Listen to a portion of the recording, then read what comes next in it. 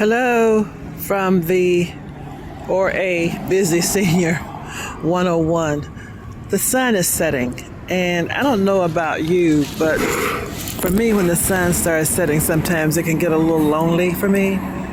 There's a certain sadness in the air. But today it has been an absolutely beautiful day. The temperature is about 50 degrees. So there are a lot of people out. I was blessed today. My grandson and daughter-in-law took me out for a nice breakfast. We went on the campus, so there were a lot of young people around. It's always, to me, joyous to see them so busy in what they do. You know, these are the people who are one day going to rule the world. But after we left and they dropped me off, I came outside and I sat on the bench for a little while in the park, and I started noticing people around me. I saw all these couples, same-sex couples, heterosexual couples, just couples walking, and you could just feel the communication that they had between themselves, and some were holding hands, and there was some laughter and some smiles and some tender touches, and it hit me that I am no longer the part of a couple. Through loss, through death, my dear companion of 35 years and my friend for over 50 years went to glory on September 11th, 2022. And I thought that, okay, I'll be okay. I can handle this. And I don't know who the hell I was lying to, but it has been like nothing I could ever have imagined. To lose a mate, because that's someone who has been a part of you, has been a part of your body, a part of your everyday life, a part of all your decisions you make.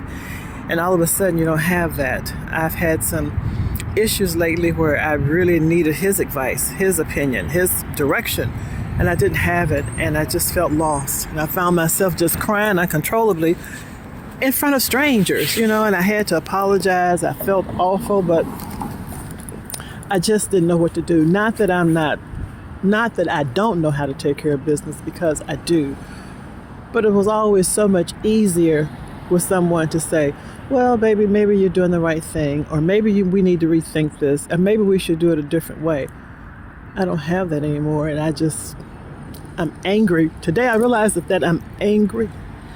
I'm angry that he's not here. And we had a good life together. And I'm quite sure he could have lived to be 90 years old, and I still wouldn't want him to leave, But I also have to admit something. I really have to admit something. I would pray and ask God to let him go first. And the reason I did that was because I felt that no one else could take care of him the way I could. And I felt that no one else would take care of him the way I would. Because my man could be a handful now, no doubt about it. But I knew how to handle it. I knew how to make it okay. And I knew that if I went first, it would be much more difficult for him. And I knew that. And I just thought I would be the one that was really the strong one.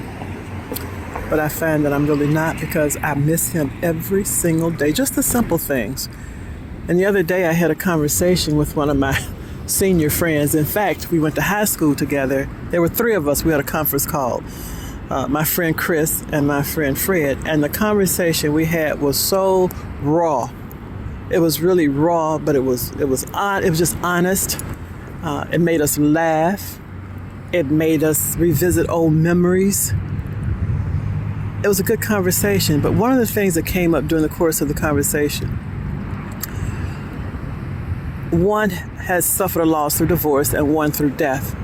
And the fact that you just want a warm body next to you. It's nothing sexual about it. It's a certain amount of intimacy, but it doesn't have to be sexual.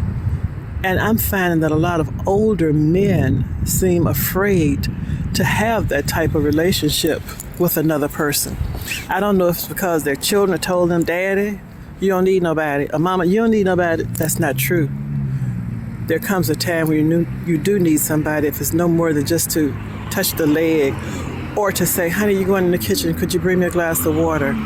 Or could you give me my arthritis pill out of the medicine cabinet? Or whatever it is, give me an edible. Whatever it is, it's just nice to have somebody around. It's nice to go out and come in and know that there's somebody going to be in the house waiting for you. It's nice to have somebody to go out with and have a snack. It's nice to even have somebody to prepare a snack for or with. Loss is up. I'm telling you, it is. Man, I've lost my parents, and God, that was difficult. But I'll be very honest. My mate is just something very, very different and very deep. It goes down to your very core. It just shakes you. And it makes you so aware of everything around you, or at least that's what I'm experiencing.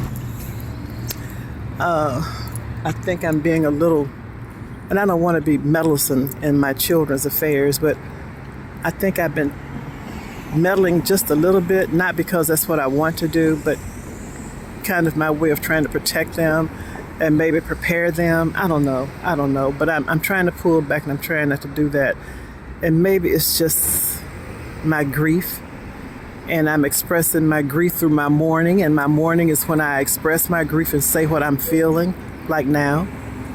So your comments, if you lost someone, and divorce can be just as painful, and it can break you too. It's just the same thing as death, or if you had someone to say they want to end the relationship, regardless of the reason, it's still a loss. So I'd appreciate your comments, and if I'm sounding a little crazy and a little off kilter, maybe I am today, trying not to cry so much. So now I'm sitting on the bench, and I think I'm going to get on the bus like I've suggested to you, and I'm just going to ride a few blocks and visit a friend who invited me over, and we'll have a couple of cocktails, and then I'll pick up a friend tonight from the airport about 11 o'clock, and I know we'll sit and talk probably till wee hours in the morning. And I have to be out early because I have an eye appointment. Oh, God, I'm even looking at, I'm making the couples be the people walking with their dogs. We're in a very pet-friendly community. And even I don't have that now. My little dog left. Well, he passed away too. And the other one I had to have adopted because I just couldn't handle him without Bill, because they just went together. You know what I mean? They just went together, and I'm not sure what my housing arrangement is going to be after this fire and trying to get settled. I guess I'm just trying to make some decisions, and I'm having a hard time doing it by myself. So anyway, from the Busy Senior 101, I'm trying to hang in and do the best I can, and I hope you are too. I love you all, my seniors, and take care of yourselves, okay? Until next time.